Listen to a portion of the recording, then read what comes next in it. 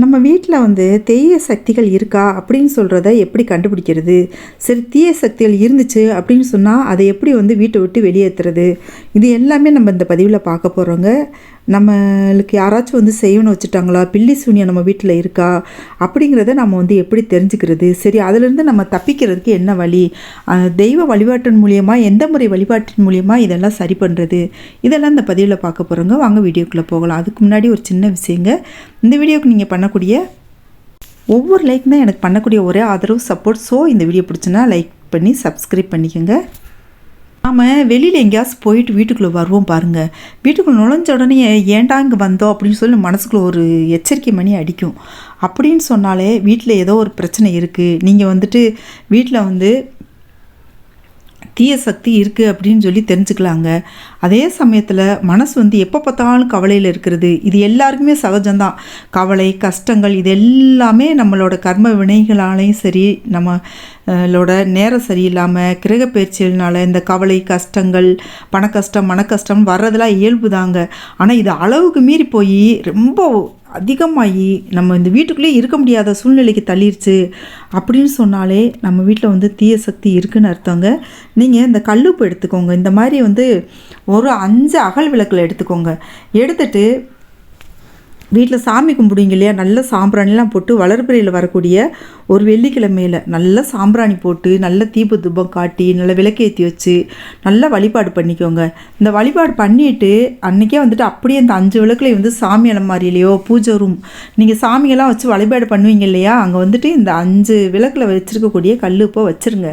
வச்சுட்டு மறுநாள் காலையில் எடுத்துகிட்டு உங்களோட பெட்ரூமில் எந்த இடத்துலலாம் உங்களுக்கு இருந்தால் மன அமைதி இல்லாமல் இருக்குது, மன வேதனையாக இருக்குது, அதிகமாக இருக்குது அப்படின்னு சொல்லி நீங்கள் நினைக்கக்கூடிய இடங்கள்ல எல்லாமே நீங்கள் இந்த கல்லுப்பை வச்சிடலாங்க. இந்த ஒவ்வொரு அகல் விளக்காக ஒவ்வொரு இடத்துல வச்சிடலாம். ஹாலில் ஒன்று வச்சிடலாம், பெட்ரூமில் கட்டில் கடியில் ஒன்று வச்சிடலாம். இப்படி நம்மளுக்கு எந்தெந்த இடத்துல வைக்க தோணுதோ அங்கே எல்லாம் வச்சிடலாங்க.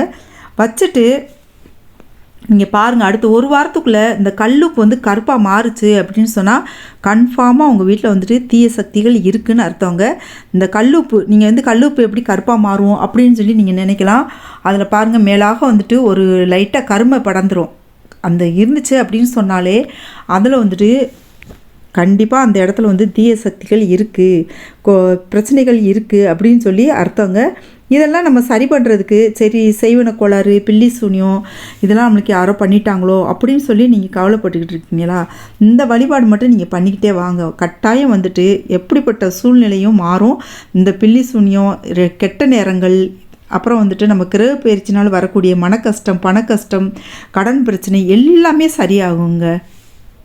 நீங்கள் இந்த கல் இப்போ கொஞ்சம் லைட்டாக மேலாக கர்மப்படியும் சொன்னேன் இல்லையா, இந்த கர்மப்படியுங்கிறது நம்மளோட முன்னோர்கள் இது செஞ்சுட்டு வந்திருக்காங்க. இந்த மாதிரி செஞ்சுட்டு அதை என்ன செய்யணும் அப்படின்னு சொன்னால் கீழேலாம் கொட்டக்கூடாதுங்க. அந்த ஒரு வாரம் கழிச்சு, இப்போ நம்ம வெள்ளிக்கிழமை நம்ம சாமி கும்பிட்டுட்டு சனிக்கிழமை காலையில் எடுத்து நம்ம வேணுன்ற இடத்துலலாம் வச்சிடறோம் இல்லையா, அப்புறம் இந்த கல்லுப்பு எடுத்துகிட்டு தண்ணியில் கரைச்சி நம்ம வாஷ் பேஷனில் விட்டுறலாம். இல்லைன்னா வெளியில் சாக்கடை ஓடிச்சுன்னா அதில் விட்டுறலாம். கையில் தொடக்கூடாது, அப்படியே தண்ணியில் போட்டுறணும். அது கரைஞ்சிரும் இல்லையா, கரைஞ்ச பின்னாடி ஊற்றி விட்டுறணுங்க. கீழே போகிற மாதிரி ஊற்றி விட்டுறணும். வீட்டுக்கு வெளியே ஊற்றி விட்டோம்னா, அப்படின்னா வாஷ் பேஷனில் ஊற்றி விட்டால் அது வெளியில் போயிடுங்க.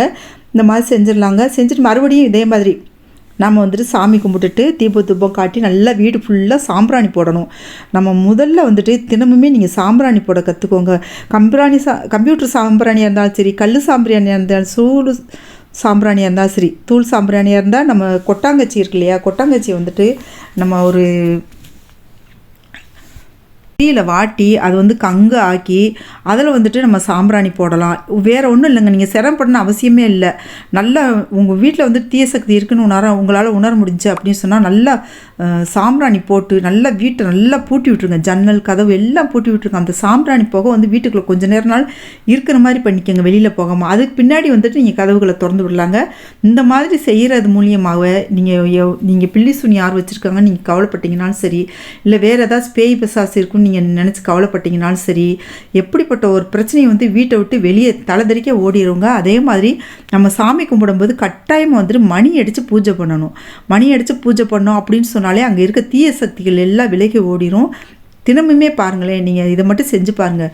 காலையில் எந்திரிங்க, உங்கள் வீட்டில் தீய சக்தி இருக்குதுன்னு கன்ஃபார்மாக உங்களுக்கு தெரிஞ்சிச்சு அப்படின்னு சொன்னால் நீங்கள் என்ன செய்கிறீங்க, பிரம்ம முகூர்த்தத்தில் எந்திரிங்க, விளக்கேற்றுங்க, குளிச்சுட்டு விளக்கேற்றுங்க.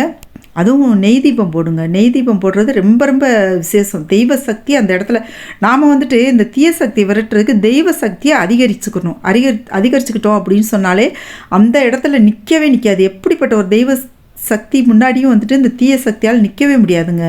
விலகி ஓடிடும், தலை தடிக்க ஓடிடும் பாருங்க. இன்னுமே சாயங்காலமும் காலையிலே விளக்கேற்றுங்க. அது பிரம்ம முகூர்த்தத்தில் உங்களுக்கு இது எத்தனை நாளைக்கு ஏற்றலான்னு சொன்னால் 48 நாட்களுக்கு தொடர்ந்து ஏற்றிக்கிட்டே வாங்க. அதே மாதிரி தினமுமே சாம்பிராணி போடுங்க. சரி, தினமுமே கொட்டாங்குச்சி வச்சு குழந்தைங்கள் இருக்க வீட்டில் அவங்க கைவிடாமல் நம்ம போடணும், அவங்க தொற்றாமல் ஓடி பார்த்துக்கணுங்க, போடுங்க. அப்படி இல்லை அப்படின்னு சொன்னால் கம்ப்யூட்டர் சாம்பிராணி இருக்கு இல்லையா, இந்த கம்ப்யூட்டர் சாம்பிராணியவே நீங்கள் ஒரு 3 நாள் பொருத்தி வச்சுருங்க. ஒரு தட்டில் வச்சு பொருத்தி வச்சுட்டு அது வந்துட்டு கங்கா மாறும் இல்லையா, அது மேலே வந்துட்டு நீங்கள் இந்த கல் சாம்பிராணி வாங்கிட்டு வந்து அதை பவுட்ரு பண்ணிவிட்டு அந்த போட்டு விடுங்க. அதுவே நல்லா வீடு ஃபுல்லாக நல்ல புகை வந்துட்டு நல்ல சாம்பிராணி புகை வந்துட்டு கிடைக்குங்க. இதில் வந்து நம்ம மெனக்கடன்னு அவசியமே இல்லை. நான் வேணால் ஒரு வீடியோ பதிவில் வந்து காட்டுறேங்க எப்படி போடுறது அப்படின்னு சொல்லிட்டு. அது நல்லா கங்கா மாறிடும் இல்லையா, மாறுற அது மேலேயே கொஞ்சம் கொஞ்சம் நீங்கள் வந்துட்டு அந்த தூள் சாம்பிராணி போட்டிங்க அப்படின்னு சொன்னாலே அதுவே வீட்டுக்குள்ளே வந்துட்டு நல்ல ஒரு புகை வரும். அப்போ வந்துட்டு அந்த தீய சக்தியை விலகி ஓடுங்க. அடுத்து பார்த்தோன்னு சொன்னால் கட்டாயம் குலதெய்வத்துக்கு தினமுமே மண் செம்பில் தண்ணி வைக்கணுங்க. பஞ்சபாத்திரத்தில் மற்ற தெய்வங்களுக்கு நம்ம பொதுவாகவே வைப்போம் இல்லையா, அது மாதிரி வச்சுக்கணும். தினமுமே நீங்கள் தெய்வத்துக்கு ஏதாச்சும் ஒரு பழமோ இல்லை கற்கண்டோ இல்லை பேரிச்சம்பளமோ ஏதாச்சும் ஒன்று இல்லை, நீங்கள் சமைக்கிற ஏதோ ஒரு சாப்பாடு எச்சில் படாமல் எடுத்து நைவேத்தியம் ஏதாச்சும் கொஞ்சம் வைக்கணுங்க. கட்டாயம் வச்சு நீங்கள் சாமி கும்பிட்டு பாருங்களேன். வீட்டை விட்டு இந்த தீய சக்திகள், செய்வின கோளாறுகள், எந்த ஒரு பிரச்சனை இருந்தாலும் சரி, பில்லி சூனியம் எது இருந்தாலும் சரி, உங்கள் வீட்டை விட்டு வெளியேற ஆரம்பிக்கும். அதே மாதிரி நம்ம வீட்டில் மகாலட்சுமி ஃபோட்டோவோ மகாலட்சுமி சிலையோ கட்டாயம் வந்து வச்சு அவங்களையும் வந்துட்டு வழிபாடு பண்ணுங்கள். வழிபாடு பண்ண நம்ம சேனலே போட்டிருக்கேன், நிறைய மகாலட்சுமி பூஜை வீடியோஸ் போட்டிருக்கேன். நீங்கள் வந்து இந்த மகாலட்சுமி பூஜை பிளேலிஸ்ட் வந்துட்டு தாரேன் பாருங்கள், அந்த வீடியோ டிஸ்கிரிப்ஷன் பாக்ஸில் தாரேன். அதில் ஏதாச்சும் ஒரு மகாலட்சுமி பூஜை பண்ணுங்கள். வெள்ளிக்கிழமை இல்லைன்னா வியாழக்கிழமைகளில் சாயங்கால டைமில் பண்ணுங்கள், இல்லைன்னா பிரம்ம முகூர்த்தத்தில் பண்ணுங்கள். ஏதாச்சும் ஒரு இதில் நிறைய மகாலட்சுமி பூஜை வீடியோஸ் இருக்குது, இதில் ஏதாச்சும் ஒன்று பண்ணுங்கள். கட்டாயம் வந்துட்டு வீட்டில் இருக்கக்கூடிய தெய்வ சக்தி நம்மளை வந்து கட்டி காப்பாற்றுங்க. இந்த தீய சக்திக்கு இடமே இருக்காது, சுத்தமாக விலகி போயிடும். அதே மாதிரி வீட்டில் சாமி சிலைகள் இருந்துச்சுன்னா சந்தனம் கழுவிட்டு சந்தன குங்குமம் தொட்டு வச்சுட்டு வாங்க. நீங்கள் இந்த தெய்வ சக்தியை அதிகரிக்க வீட்டில் நீங்கள் எப்படிப்பட்ட ஒரு நன்மைகள் நடக்குது அப்படிங்கிறத உங்களால் வந்துட்டு உணர முடியும். நீங்கள் வந்து ஸ்டார்ட் பண்ணி நான் சொல்கிற மாதிரி சாம்பிராணி போட்டு தீபம் காட்டி வீட்டில் வந்து பூஜை பண்ணி மணி அடித்து பூஜை பண்ணி நீங்கள் சாமி கும்பிட்டு பாருங்கள். சாமிக்கு நைவேத்தியம் வச்சு திரும்பவுமே விளக்கேற்றி. சரி, வீடியோ பிடிச்சிருந்துச்சுன்னா லைக் பண்ணி சப்ஸ்கிரைப் பண்ணிக்கோங்க. உங்களோட மேலான கருத்துக்களை கமெண்ட்டில் தெரியப்படுத்துங்க. ஃப்ரெண்ட்ஸ் அண்ட் ஃபேமிலிக்கு ஷேர் பண்ணுங்கள், லைக் பண்ணுங்கள், கமெண்ட் பண்ணுங்கள். Thank you so much. Take care. By.